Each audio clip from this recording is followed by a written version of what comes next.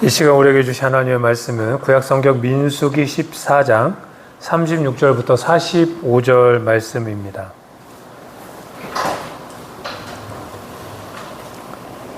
민수기 14장 36절부터 45절 말씀 함께 읽겠습니다. 모세의 보냄을 받고 땅을 정탐하고 돌아와서 그 땅을 악평하여 온 회중이 모세를 원망하게 한 사람, 곧 그 땅에 대하여 악평한 자들은 여호와 앞에서 재앙으로 죽었고, 그 땅을 정탐하러 갔던 사람들 중에서 오직 눈의 아들 여호수아와 여분의 아들 갈렙은 생존하니라. 모세가 이 말로 이스라엘 모든 자손에게 알림해 백성이 크게 슬퍼하여 아침에 일찍이 일어나 산 꼭대기로 올라가며 이르되 보소서, 우리가 여기 있나이다. 우리가 여호와께서 허락하신 곳으로 올라가리니 우리가 범죄하였음이니이다. 모세가 이르되 너희가 어찌하여 이제 여호와의 명령을 범하느냐? 이 일이 형통하지 못하리라. 여호와께서 너희 중에 계시지 아니하니 올라가지 말라. 너희의 대적 앞에서 패할까 하노라. 아말렉인과 가나안인이 너희 앞에 있으니 너희가 그 칼에 망하리라. 너희가 여호와를 배반하였으니 여호와께서 너희와 함께하지 아니하시리라 하나, 그들이 그래도 산 꼭대기로 올라갔고 여호와의 언약궤와 모세는 진영을 떠나지 아니하였더라. 아말렉인과 산간 지대에 거주하는 가나안인이 내려와 그들을 무찌르고 호르마까지 이르렀더라. 아멘. 네, 지난주 우리는 민수기 14장 전반부를 통해서 이스라엘 백성의 불신앙과 그에 대한 하나님의 엄중한 심판을 함께 살펴보았습니다. 홍해를 가르시고 그리고 매일 아침 하늘의 만나를 내리셨던 그 하나님을 향해 이스라엘 백성은 차라리 애굽에서 죽었거나 이 광야에서 죽었더라면 좋았을 것을 라고 부르짖었습니다. 그들이 그렇게 쏟아낸 불신앙의 말들을 향해 하나님은 생명을 걸고 맹세하셨습니다. 내가 살아있는 한, 살아가는 한 너희 말이 내 귀에 들린 대로 내가 너희에게 행하겠다. 너희 시체가 이 광야에 엎드러질 것이다. 이렇게 마음에 가득한 불신앙의 독설이 결국 자기 삶의 사망 선고서가 되고 만 것입니다. 그런데 오늘 읽은 본문 36절 말씀 이하를 보십시오. 모세가 하나님의 이 엄중한 판결을 이스라엘 백성에게 전하자 백성들이 밤새도록 크게 슬퍼합니다. 그리고 다음날 아침 일찍 일어납니다. 그리고 스스로 무기를 챙겨 들고 산 꼭대기로 가나안을 향해 올라가며 이렇게 외칩니다. 본문 40절 말씀입니다. 아침에 일찍 일어나 산 꼭대기로 올라가며 이르되 보소서, 우리가 여기 있나이다. 우리가 여호와께서 허락하신 곳으로 올라가리니 우리가 범죄하였음이니이다. 겉으로 보면 얼마나 가슴 벅찬 장면입니까? 하나님께서 진노하셨고 그래서 벌을 내리셨고 그거에 대해서 백성들이 잘못을 깨닫고 아침 일찍 일어나 무기를 들고 하나님께서 약속하셨던 그 땅을 향해 진격하겠다라고 결단을 합니다. 드디어 백성들이 정신을 차리고 회개를 한 것처럼 보이죠. 그런데 지도자 모세는 옷을 찢으며 그들 앞을 가로막아 섭니다. 그리고 절규하듯 이렇게 외칩니다. 본문 41절과 42절 말씀입니다. 모세가 이르되 너희가 어찌하여 이제 여호와의 명령을 범하느냐? 이 일이 형통하지 못하리라. 여호와께서 너희 중에 계시지 아니하니 올라가지 말라. 너희의 대적 앞에서 패할까 하노라. 분명 40절 말씀에서는 이스라엘 백성이 뭔가 깨닫고 회개한 다음에 행동으로 뭔가 드러낸 것처럼 보이는데 41절과 42절 말씀에서는 모세가 오히려 그걸 만류하고 있습니다. 심지어 올라가지 말라. 너희 중에 하나님이 계시지 않다. 라고까지 하여 그럼에도 불구하고 이스라엘 백성은 자신들의 고집을 버리지 않고 산 꼭대기로 올라갑니다. 그리고 그 결과가 바로 아말렉인과 가나안인들이 내려와서 그들을 무참히 도륙했고 이스라엘은 호르마까지 쫓겨나고 전멸당하고 맙니다. 호르마를 전멸, 진멸이라는 뜻을 갖고 있습니다. 지명 자체가 그래요. 그러니까 가라 할 때는 안 가겠다라고 하던 자들이 가지 말라 그러니까 이제 가겠다라며 달려나간 거예요. 그럼 대체 왜 이런 비극이 계속 반복되고 있느냐? 오늘 우리는 이 본문을 통해 반성과 회개가 어떻게 다른지, 그리고 그 차이가 오늘 우리 시대에 어떤 의미를 갖는지 함께 살펴보려고 합니다. 첫째는 이스라엘 백성의 결단은 참된 회개가 아니라 종교적 반성에 불과했습니다. 39절 말씀에 백성들이 크게 슬퍼했다라고 해요. 백성들이 크게 슬퍼했습니다. 근데 과연 이스라엘 백성이 슬퍼한 이유는 무엇일까요? 거룩하신 하나님과의 관계가 깨져버려서 슬퍼한 것입니까?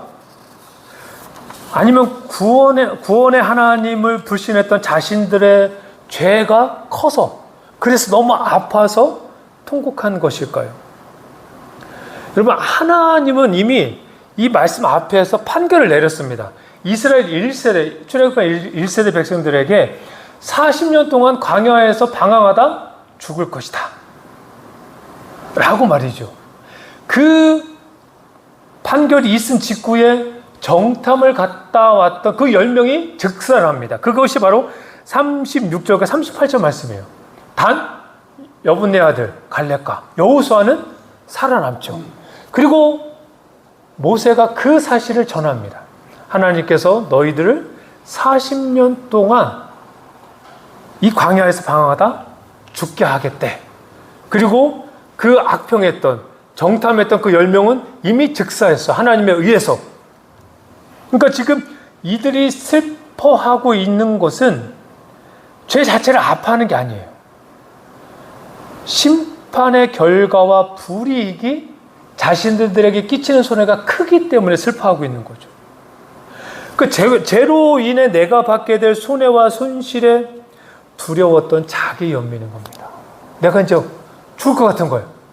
아, 일이 발생했어요. 우리가 잘못을 했구나. 그 회개를 해야 되는데 그 회개가 아니라, 아, 큰일 났네? 이제 우리가 40년 동안 방황해야 되는 거야? 그 증표로 악평을 했던, 정탐을 갔던 10명이 즉사를 해버려요. 그 모습을 모세로부터 듣고 나서 이들이 슬퍼한 겁니다. 이제 우리는 어떡하지? 그래, 우리 당장 내일 아침이라도 올라가자.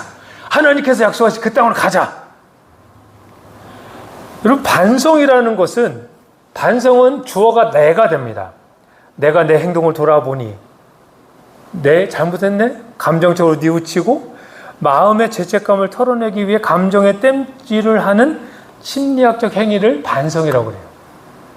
그러나 회개는 주어가 나에게 있지 않습니다. 하나님이에요. 하나님이 나를 어떻게 보느냐예요. 내가 나를 생각해, 내가 잘못했네. 반성해야지. 잘못했네. 그래서 용서를 구해야지가 아니라 하나님의 관점이에요. 하나님의 주권과 말씀 앞에 내 뜻과 고집을 완전히 무너뜨리는 거예요. 완전히 깨트리고 내 삶의 방향 자체를 하나님께로 꺾어버리는 선회예요. 그래서 회개는 눈에 말씀드리지만 뭔가 잘못을 구하는 것이 아니라 가던 길을 돌아서는 거예요. 그게 회개가 갖고 있는 원어의 의미예요. 가던 길을 멈추고 돌아서는 거예요. 사도 바울은 이 둘의 차이를 이렇게 명확하게 나눕니다. 고린도후서 7장 10절 말씀입니다. 하나님의 뜻대로 하는 근심은 후회할 것이 없는 구원에 이르게 하는 회개를 이루는 것이요, 세상 근심은 사망을 이루는 것이니라. 그러니까 이스라엘의 슬픔은 하나님의 뜻대로 하는 근심이 아니었던 거예요.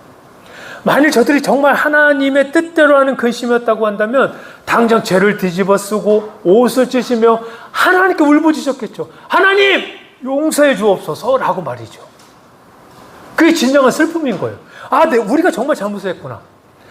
우리가 출애굽을 시키시고, 그리고 홍해를 가르시고, 낮에는 구름 기둥으로 밤에는 불 기둥으로 날마다 하늘의 만나로 우리를 먹이시는 그 하나님의 은혜 앞에, 그 살아계신 하나님 앞에 우리가 정말 죽을 죄를 지었구나. 차라리 우리를 죽여달라고 해야 되겠다. 우리가 감히 하나님 앞에 설 수가 없겠구나. 근데 이스라엘 백성의 근심은 그게 아니었던 거예요. 세상적인 근심이었던 거예요. 죄의 결과를 피해보려고 몸부림치는 반성에 가까웠다라는 거죠. 여러분, 반성만 하는 사람은 하나님과의 관계에는 관심이 없습니다. 그래서 학교에서 반성문 쓰라고 하면 정말 뉘우치는 애들은 반성문뿐 아니라 자기가 잘못한 것에 대해 피해를 준 학생한테 가서 사과를 하거나 혹은 선생님한테 다시 한번 죄송해요 라고 말을 하죠. 근데 대부분은 그냥 반성문 쓰고 끝내요. 그래서 관계에 관심이 없어요. 반성만 하는 사람은. 오직 내가 입을 불이익을 피하기 위해서라면 아침 일찍 일어날 수 있고 종교적인 열심을 낼 수도 있고 무기를 들고 산 꼭대기로 뛰어 올라갈 수도 있는 겁니다. 그러나 중심이 바뀌지 않은 반성은 회개가 아닙니다. 내가 가던 길을 멈추고 돌아서지 않는 것은 회개가 아니고 반성이라는 거예요. 그냥 반성. 내 뜻대로 쭉 가는 거예요. 그러나 내 먼지 묻은 것 좀 털어내는 것 정도가 반성이라는 거죠. 하나님은 그 감정적 반성에 절대 속지 않으시는 분입니다. 두 번째는 말씀의 통제를 받지 않는 자기 열심은 신앙이 아니라 종교적 자만입니다. 백성들, 지금 이스라엘 백성들의 태도를 보십시오. 하나님이 가라 할 때는 안 가겠다라고 그래요. 하나님께서 약속을 주셨어요. 그 땅을 너희가 차지하리라. 근데 그때는 안 간다는 거예요. 10명의 정탐꾼의 이야기를 듣고 그 가나안에 대한 정보를 습득한 뒤에는 두려움이 더 컸어요. 하나님이 주신 약속보다는 그들에 대한 두려움이 더 컸죠. 그리고 정작 하나님이 가지 말라고 하니까 가겠다라고 고집을 부리는 거예요. 이것이 의미하는 것이 무엇입니까? 가고 안 가고의 결정권을 누가 갖고 있는 거예요? 하나님이 아니라 자신들이 갖고 있는 거예요. 그러니까 내 인생의 주권을 여전히 내가 쥐고 있는 거예요. 하나님이 멈추라 하셔도 내 마음에 열정이 생겼다는 이유 때 하나만으로 무작정 달려가는 겁니다. 그러니까 하나님을 내 삶의 주인이 아니라 내가 원하는 목적을 이루기 위한 수단으로 조정하려는 겁니다. 이거 굉장히 위험한 거죠. 그리고 이런 것들이 어디서 보여집니까? 우상숭배에서 보여주는 거예요. 그래서 우상숭배자들을 보면 구약시대에는 자신의 자녀를 가차없이 죽여요. 죽여서 바쳐요. 그렇게 하면 신의 마음을 움직일 수 있을 거라고 생각을 한 거죠. 본문 44절 말씀입니다. 그들이 그래도 산 꼭대기로 올라갔고 여호와의 언약궤와 모세는 진영을 떠나지 아니하였더라.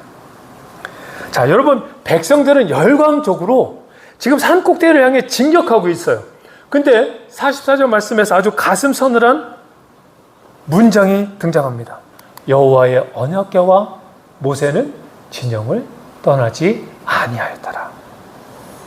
하나님의 임재를 상징하고 있는 언약궤도, 그리고 그들의 대표 지도자인 모세도, 중보자 역할을 하고 있던 모세도 전혀 움직이지 않았습니다.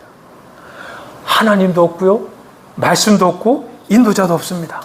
근데 자기들끼리 무기를 들고 핏대를 세우며 올라가는 거예요. 말씀이 빠진 자기 열심의 결말은 결국 가나안 정복이 아니었습니다. 호르마였습니다.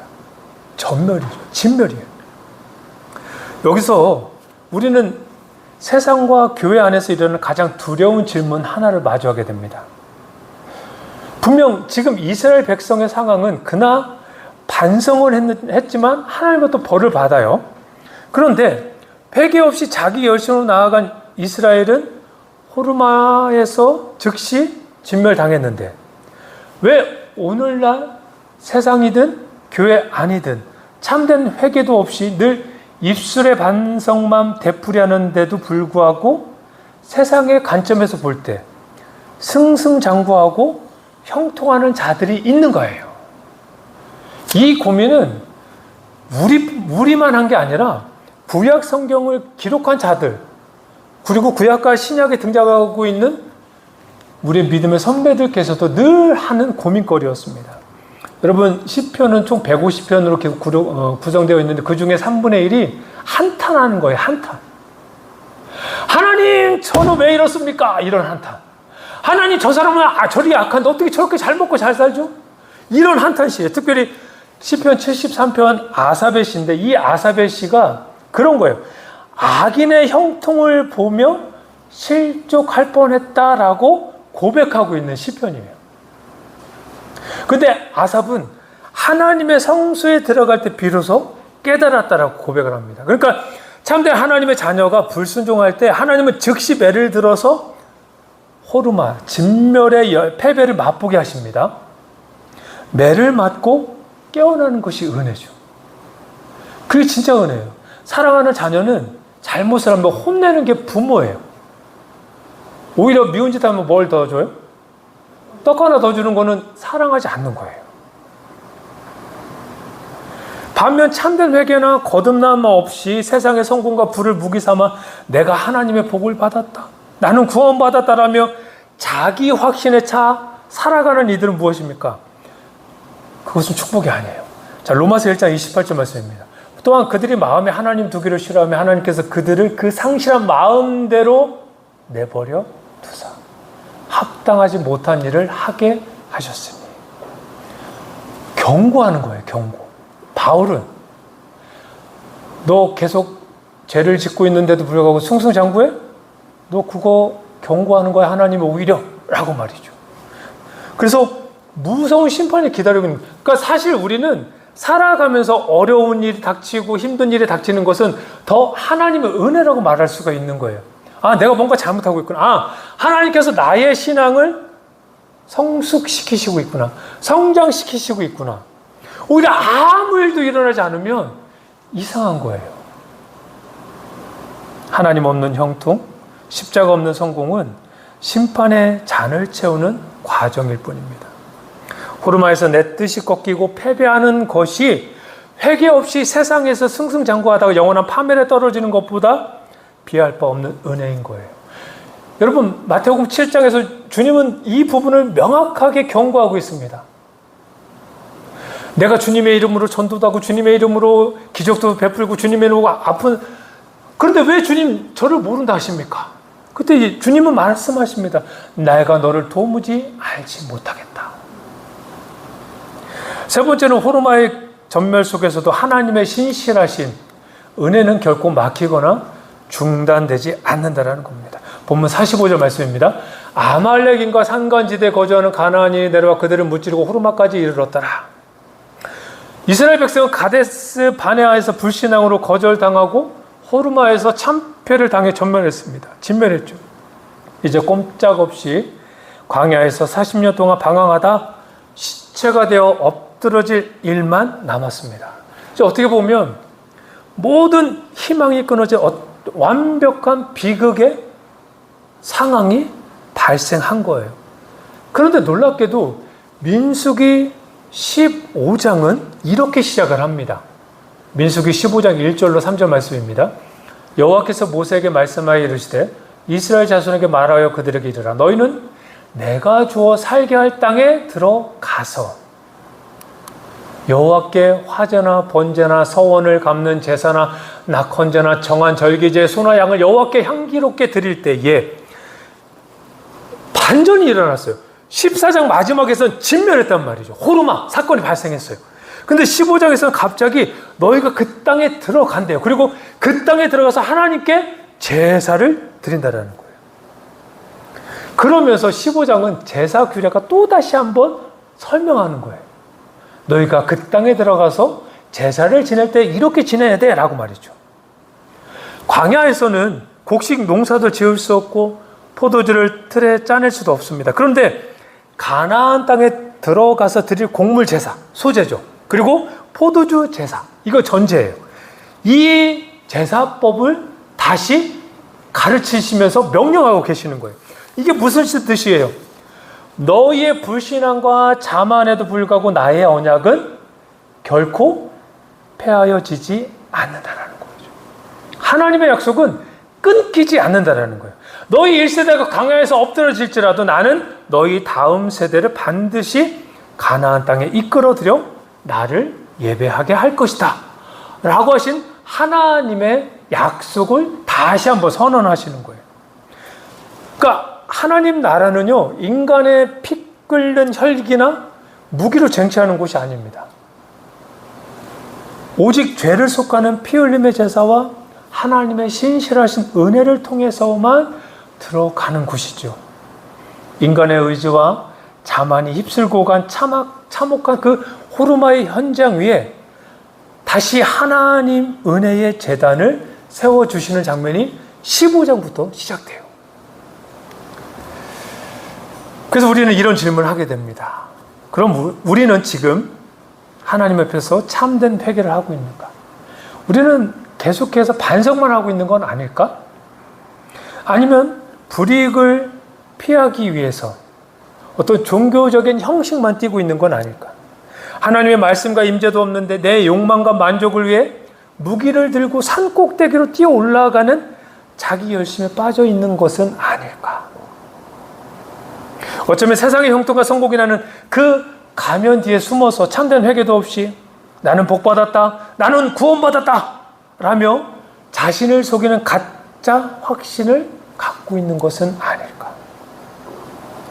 여러분, 원래 공의의 하나님 앞에서 호르마의 참패를 당하고 거기서 죽으리라 라는 심판을 받아야 할 자는 이스라엘 백성뿐만 아니라 우리죠. 우리. 바로 나예요. 사실은 우리가 지금 그 현장에 있는 거예요. 그러나 우리 주 예수 그리스도께서 십자가에서 우리가 받아야 할 호르마의 절망과 참패를 대신 담당하셨습니다. 그리고 부활하셔서 우리 안에 성령 하나님을 보내주셨어요.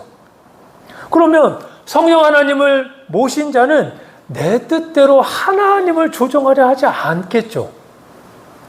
하나님이 가라 하시면 그 상황이 어떤 상황이 될지라도 심지어 환경과 두려움을 넘어서라도 가겠죠. 하나님이 가지 마라, 올라가지 마라, 멈추라 라고 하시면 내 열정이 아무리 뜨거워도, 내 고집이 아무리 세도 그거를 꺾고 그 말씀 앞에 납작 엎드리겠죠. 이거 너무나 당연한 이야기잖아요. 따라서 우리는 남은 이 한 주간 동안 내 삶의 주권은 누구에게 있는가를 한번 진지하게 고민해 보셔야 됩니다. 내 삶의 주권을 온전히 하나님께 내 삶의 주권을 내어드리는 것은 99%는 하나님께 드리고 1%는 내가 취하는 그런 모습이 아닙니다. 100% 하나님께 주권을 내어드려야 된다는 거예요. 남은 한 주 내 뜻대로 달려나가다 발걸음을 멈추고 말씀의 통제 앞에 나를 쳐서 복종시키십시오. 그러려면 성경을 더 잘 알아야 되겠죠. 성경이 의미하는 바가 무엇인지를 더 알아야 될 겁니다.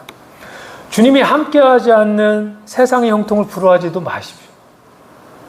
주님이 함께하지 않는 형통, 그거는 오히려 심판의 경고예요. 부러워하지 마시고 날마다 십자가 앞에서 참되게 통회하며 성령 하나님의 인도하심을 받는 거룩한 주님의 백성 되시기를 예수님의 이름으로 축원합니다.